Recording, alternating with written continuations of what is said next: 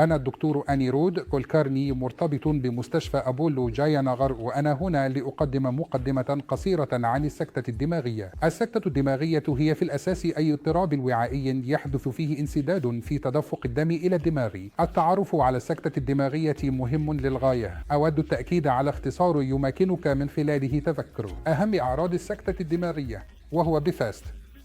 بي تعني التوازن إذا كان هناك فقدان للتوازن. إي تعني العيون إذا كان لديك صعوبة في الرؤية، إذا كان الترى مزدوجا، أو إذا كان المريض كما تعلم غير قادر على الرؤية أو فهم ما يرى.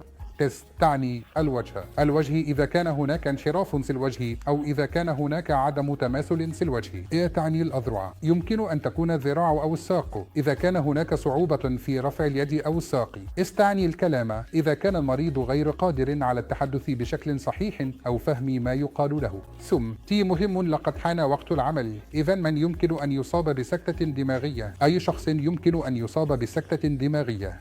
الرأي السابق بأن السكتة الدماغية هي مرض الشيخوخة أصبح الآن موضع تحدي من العديد من المنظورات الأخرى التي تحدث بسبب تغييرات نمط الحياة، بسبب التغييرات في طريقة عمل الناس والضغط المرتبط بوظيفتك اليومية المعتادة والأنشطة. لذلك في الوقت الحاضر لدينا علاجات يمكنها بالفعل عكس أو علاج السكتة الدماغية. السكتة الدماغية التي تحدث حاليا تشمل هذه العلاجات التحليل الوريدي للجلطات، وهو حقنة لتفتيت الجلطات يمكن إعطاؤها خلال ال4 ساعات والنصف الأولى من ظهور الأعراض، ويمكن أن تساعد في عكس بعض الآثار المدمرة التي تحدث مع السكتة الدماغية. بالنسبة للأشخاص الذين لديهم جلطات كبيرة أو يوجد انسداد في أحد الأوعية الدموية الرئيسية، يمكن أحيانا علاجه باستخدام استئصال الجلطة الميكانيكية. استئصال الجلطة الميكانيكية: عندما ندخل ميكانيكيا الوعاء الدموي ونستخرج الجلطة من النظام. هل هناك طريقة للوقاية من السكتة الدماغية؟ نعم هناك.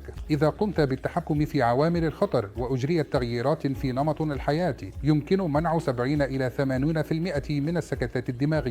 ما التغييرات في نمط الحياة؟ عليك التحكم في التدخين، عليك الإقلاع عن التدخين، عليك الإقلاع عن الشرب، عليك ممارسة نشاط بدني جيد. أيضا الفحوصات الصحية السنوية لاستبعاد تطور أي آثار جانبية أو عوامل خطر مثل السكري، ارتفاع ضغط الدم، وارتفاع الكوليسترول. كل هذه الأمور إذا تم علاجها بشكل صحيح وتمت السيطرة عليها، يمكنك في كثير من الأحيان منع حدوث السكتة الدماغية. للأسف بعض المرضى يصابون بسكتة دماغية ولا يتم علاجهم في مستشفى مجهز للتعامل مع سكتات، أو بعيدين عن مستشفى مجهز في الوقت المناسب.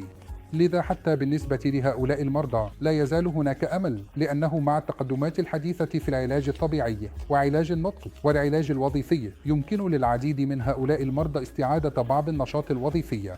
ولكي يحدث كل هذا يجب على الجميع أن يكونوا على دراية بالسكتة الدماغية التي تحدث. إذا كان عليك أن تكون على دراية، عليك أن تتذكر الاختصار بفاست، فإن بفاست مهم. عليك أن تتصرف بسرعة. يجب أن تأخذ المريض إلى المستشفى، وإذا تم علاجه بشكل صحيح فإن العديد من المرضى يتعافون تماما من السكتة الدماغية.